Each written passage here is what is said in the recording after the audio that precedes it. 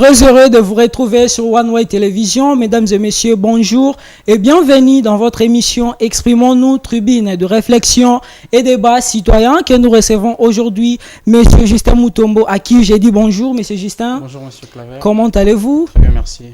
Ouais, moi également ça va. Nous ouvrons ces débats avec cette thématique, l'entrepreneuriat de jeunes, opportunités ou simple illusion. Monsieur Justin Mutombo, l'entrepreneuriat de jeunes, opportunités ou simple illusion? Merci beaucoup. Avant de répondre, j'aimerais quand même me présenter.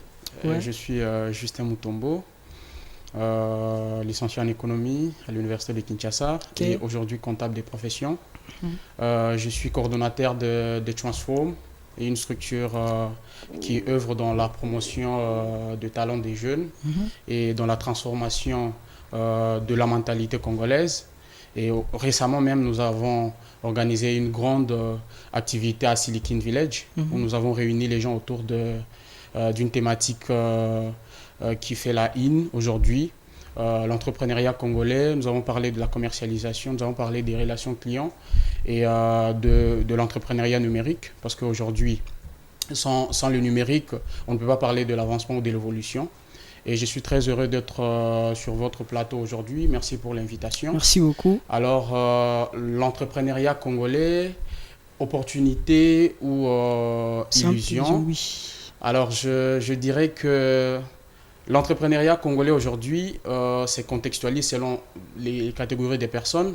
Il y a des personnes pour qui l'entrepreneuriat est une opportunité. Il y a certaines autres personnes dont l'entrepreneuriat n'est qu'une illusion. Alors, je commence par l'entrepreneuriat congolais en tant qu'opportunité. Déjà, par définition, le fait d'entreprendre, c'est le fait pour quelqu'un d'être capable de détecter un problème dans une société et de réfléchir sur comment combiner les facteurs de production pour y apporter des solutions. Alors, lorsqu'on parle de l'entrepreneuriat en tant qu'opportunité, c'est dans ce cadre-là. Ça veut dire que vous avez constatez un problème dans une société et vous faites un effort d'y apporter des solutions. C'est lorsque vous apportez une valeur ajoutée dans un pays à problème comme la République démocratique du Congo, dont l'économie est par terre. Alors, en tant que jeune, vous réfléchissez sur comment résoudre un problème, que ce soit sur votre avenue, que ce soit dans votre quartier ou dans votre pays de manière générale. C'est ça qu'on appelle entrepreneur et c'est ça qu'on appelle l'entrepreneuriat par opportunité. Mais l'entrepreneuriat par illusion, justement, il y a des gens qui sont dans les illusions. C'est des personnes, lors de la conférence dont je parlais ici, l'une des intervenantes, Madame Esther, a eu à parler du comportement moutonnier. La plupart des jeunes aujourd'hui sont dans l'entrepreneuriat, dans ces comportements moutonniers, dans le sens où ils font de l'entrepreneuriat parce que l'autre, M. Claver, est en train de faire de l'entrepreneuriat. Carrément, je devrais également me lancer dans l'entrepreneuriat. Et pourtant, ça ne devrait pas se faire comme ça. Vous devez constater en vous-même un problème et vous réfléchissez sur vous-même comment vous devez trouver des solutions à ce problème-là. Mais si vous êtes des suiveurs, comme la plupart des jeunes aujourd'hui les font, si vous êtes des gens qui, justement, sont dans ces comportements de se dire « celui-là vend des arachides, moi aussi je dois commencer à vendre des arachides », alors là, nous sommes dans les illusions. Là, on n'est pas en train d'entreprendre, nous sommes justement en train de faire du business, parce qu'il y a la différence entre faire du business et entreprendre. Dans la mesure où, dans le business, c'est voir ce qui marche déjà et s'y lancer. Donc, en bref, c'est un peu bref, l'entrepreneuriat de jeunes, opportunité ou simple illusion. En bref, je dirais les deux, mais tout dépend de catégorie de personnes. Merci beaucoup. C'était la première réponse de M. Justin Mutombo. Il a bien précisé que l'entrepreneuriat de jeunes, opportunité ou simple illusion, il a dit les deux. Mais ça dépend de catégories. C'est ce que vous avez dit. Merci beaucoup. Nous passons par cette deuxième question. Réussir dans l'entrepreneuriat, dans quel sens? Peut-on réussir dans quel sens? Je ne sais pas. Peut-on réussir dans l'entrepreneuriat si vous êtes diplômé ou pas, vous pouvez réussir en entrepreneuriat. Peut-on réussir dans l'entrepreneuriat sans diplôme? Sans diplôme, ok. Ok, c'est une très belle question. C'est une très belle question aujourd'hui. On doit se dire la vérité.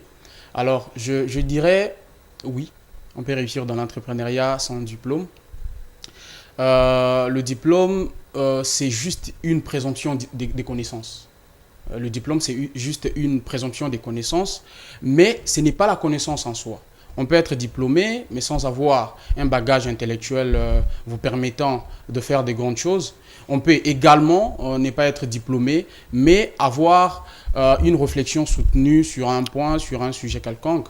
Donc, je ne pourrais pas limiter l'entrepreneuriat par le simple fait d'avoir fait des grandes études, parce que j'ai vu des gens qui, justement, avaient une longue carrière, un long cursus universitaire, mais en fin de compte, ils se sont lancés dans le business, dans l'entrepreneuriat, ils n'ont pas pu s'en sortir.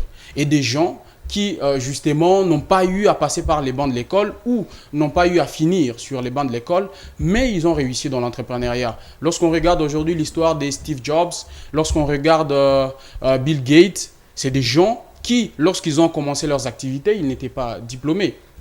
Je ne saurais dire avec exactitude s'ils ont eu à finir après ou pas, mais vous verrez que c'est des personnes qui ont commencé alors qu'ils n'avaient pas encore leur diplôme.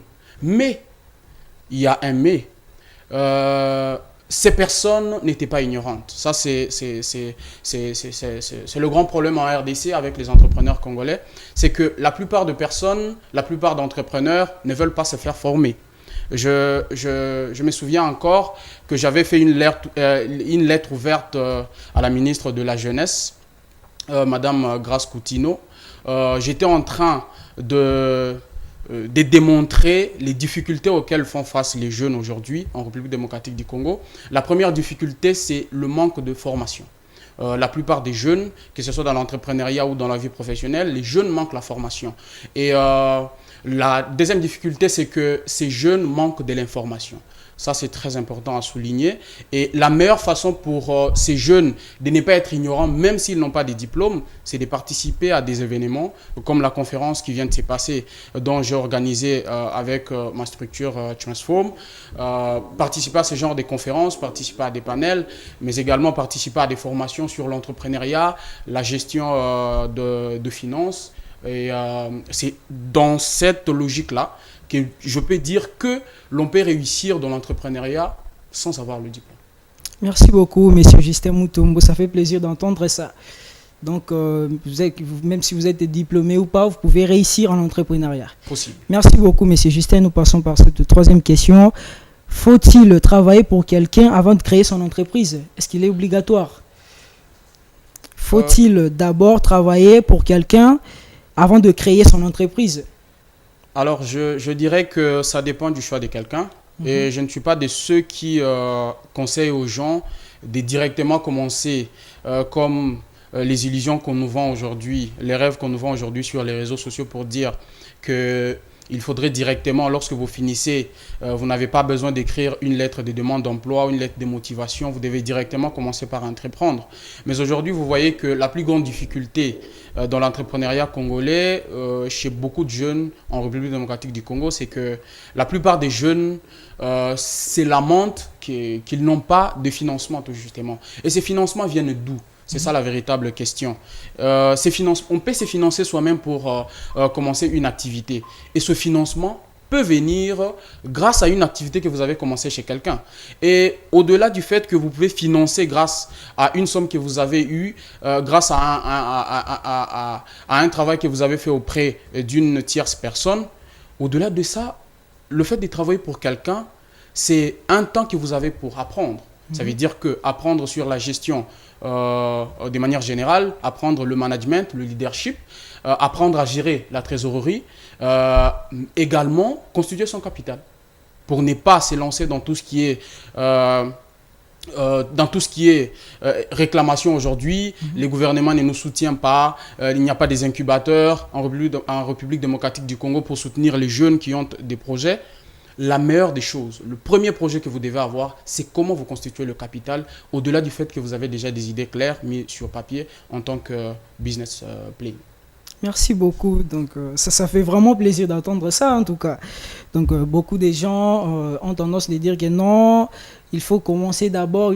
Pour commencer, il faut avoir beaucoup d'argent. Mais on peut aussi commencer petit à petit, non? Jusqu'à ce qu'entendre les sommets. Exact. Merci beaucoup, Monsieur Justin Mutombo. Nous passons par la quatrième et dernière question. Comment peut-on éviter le chèque dans l'entrepreneuriat? Comment peut-on éviter l'échec dans l'entrepreneuriat?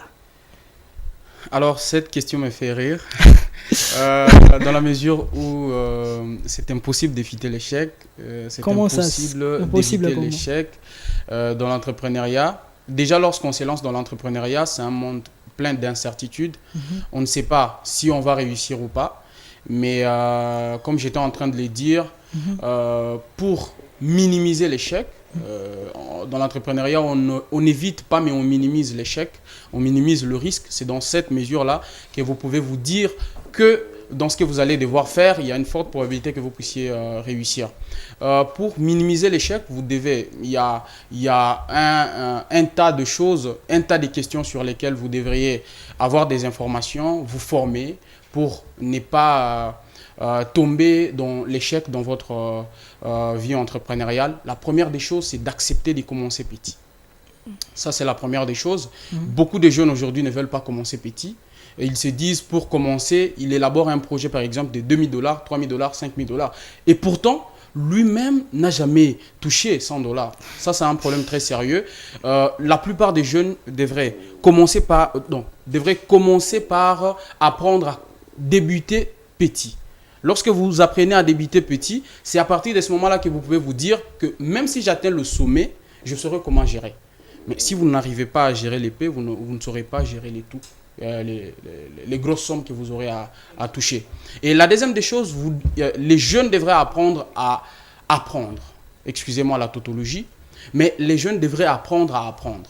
Ça veut dire quoi? Lorsqu'il y a des formations sur l'entrepreneuriat, lorsqu'il y a des formations sur, par exemple, comment formaliser les entreprises, les jeunes devraient apprendre à comment aller à participer à ce genre de formation. Lorsqu'il y a des panels, des conférences, comme je le disais, les jeunes doivent apprendre à participer à ce genre d'événements. C'est à partir de ça qu'on a des stratégies qui vont vous permettre de minimiser le risque de tomber en faillite lors du lancement de votre entreprise. Lorsque vous avez déjà rassemblé toutes ces connaissances-là, il est fort probable que vous puissiez atteindre le succès dans votre vie entrepreneuriale. Faute de ça, vous n'aurez que vos yeux pour pleurer.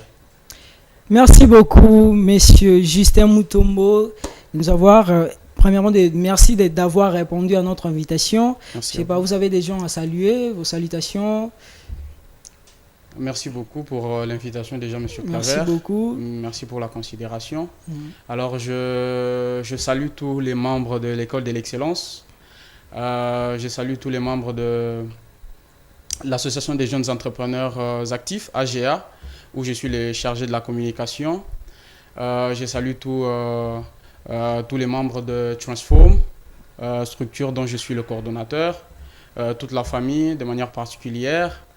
Et merci. Merci beaucoup, mesdames et messieurs. Nous sommes à la fin de cette émission. Merci de nous avoir suivis. Si l'Éternel nous prête encore vie, on se verra à la prochaine. Ciao.